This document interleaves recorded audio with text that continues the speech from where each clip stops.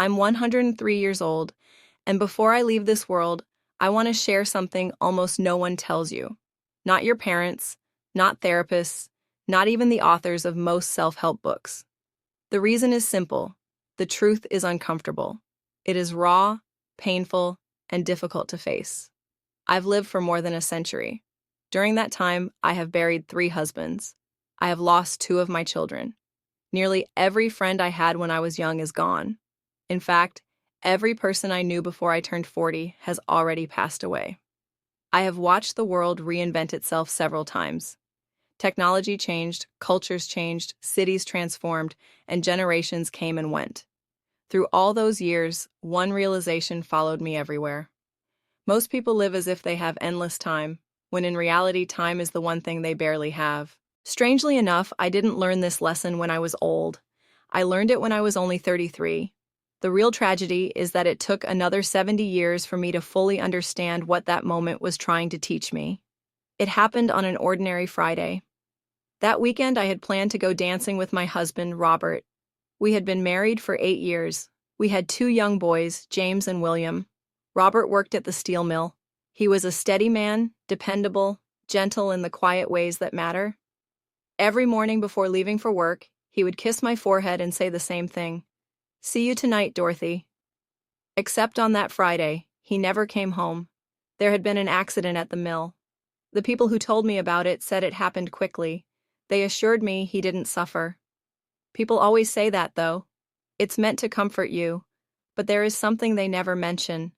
When someone dies suddenly, they take all your unspoken words with them. Every "I love you" you didn't say. Every apology you delayed. Every moment you were too distracted, too busy, or too tired to truly be present. That night, I sat alone at the kitchen table after the boys had fallen asleep. In the silence, I made a promise to myself. I swore that from that day forward, I would never waste time again. I promised that I would live deliberately, love the people in my life openly, and stop postponing happiness. And the truth? I broke that promise almost immediately. At first, I believed I was doing better. I hugged my sons more often. I told them I loved them every day. But life slowly returned to its usual rhythm. Responsibilities piled up. The boys grew older. Work demanded attention. Years passed. Eventually, I remarried.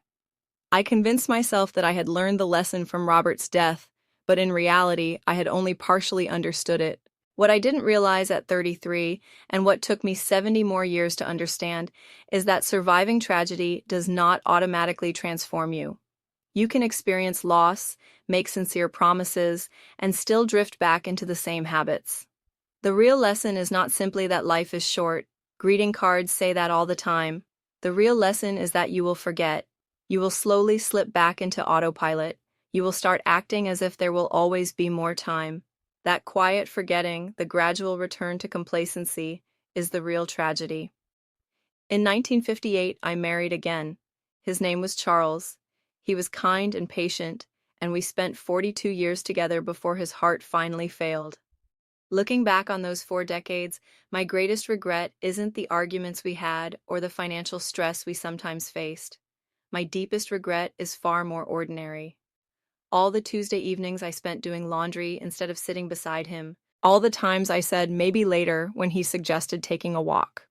All the small moments I treated as if they were guaranteed to come again. Living past 100 brings a strange kind of sorrow. You don't only lose the people you love, you lose them again and again through memory. Every time you remember them, another forgotten moment appears. Another conversation you half listened to. Another hug you ended too quickly because you had somewhere else to be. My son William died in 1987. He was only 45. Cancer.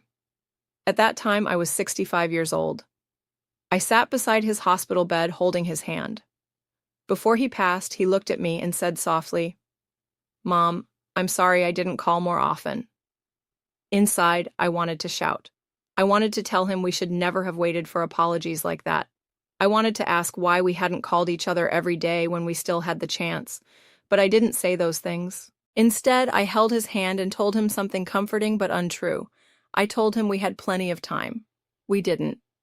My third husband, Frank, passed away 2 years ago at the age of 98. We had spent 21 years together, and even after everything life had already taught me, I still made the same mistakes. Sometimes I looked at my phone while he was speaking. Sometimes I sighed when he repeated stories I had heard many times before. Sometimes I told myself I would listen more carefully tomorrow, but tomorrow does not always arrive. If you're young and hearing this, you might think it sounds depressing. You might shrug and say, well, everyone dies eventually. But that misses the point entirely.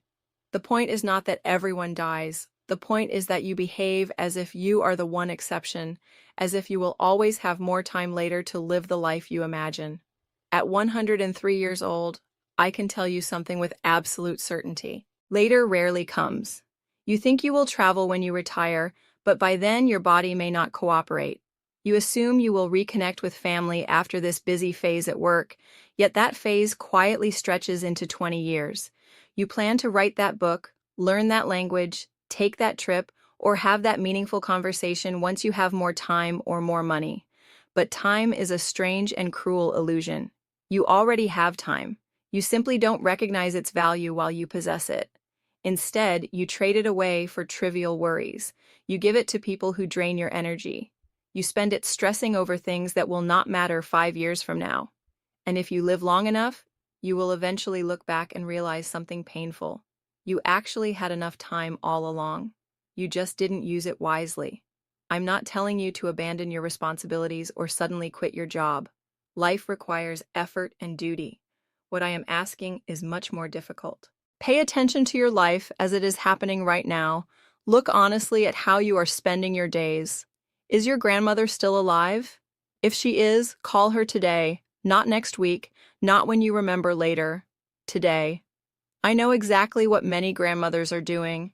They are sitting quietly somewhere, maybe flipping through old photographs or staring out a window. They think about the people who used to call more often. They tell themselves everyone is busy and that it's okay. But their hearts ache a little more each day. If your parents are still alive, remember this. One day, they will not be here. When that day arrives, you will not care about old arguments or misunderstandings. Those things will fade instantly. What will stay with you are the calls you never made, the visits you postponed, and the quiet evenings you could have spent with them but didn't. I understand this now because I am on the other side of that relationship. I once had 2 sons. William is gone, and James is 76 years old now. He visits me every Sunday without fail, rain or shine. He is a wonderful son. But even those weekly visits never feel like enough. Not because he does anything wrong, but because love changes how you measure time. Every Sunday when he walks to his car, I find myself wondering if I will see him again. At my age, every goodbye might truly be the last. That is not a dark thought.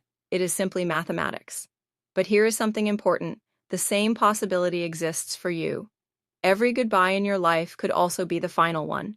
The only difference is that you do not believe it yet. I have a great-great-granddaughter named Sophie. She is 16. She came to visit me last month. During the entire visit, she looked down at her phone. Messages, videos, conversations happening somewhere else. I didn't scold her. There seemed little point. She believes she has endless time. She believes her friends' messages are urgent. She assumes that sitting with her very old great-great-grandmother is a moment that will always be available later. But one day it won't be. And someday in the future, when she remembers that visit, she may realize she spent most of it looking at a screen. That memory may hurt her in ways she cannot imagine today. That is the kind of regret I wish I could protect you from. Not the regret of large mistakes. You can eventually make peace with those. The hardest regret is something quieter. It is the regret of being physically present while your attention was somewhere else. It is realizing you treated the people you loved as if they would always be there. They won't. I can feel that my own time is nearing its end. It doesn't frighten me. It feels more like a quiet understanding. My body has worked for more than 100 years. It is tired. And honestly, I am at peace with that. I have lived longer than I ever expected. But the one thing that still troubles me is the possibility that others might repeat the same mistake I made, sleepwalking through much of their lives.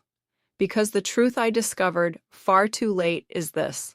The moments that truly matter are rarely the big celebrated ones.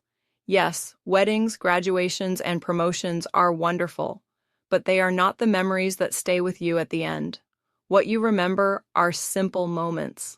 A random Tuesday afternoon when your father tried to teach you how to fix something and you chose patience instead of frustration. A quiet Saturday morning making pancakes with your children when no one was rushing anywhere.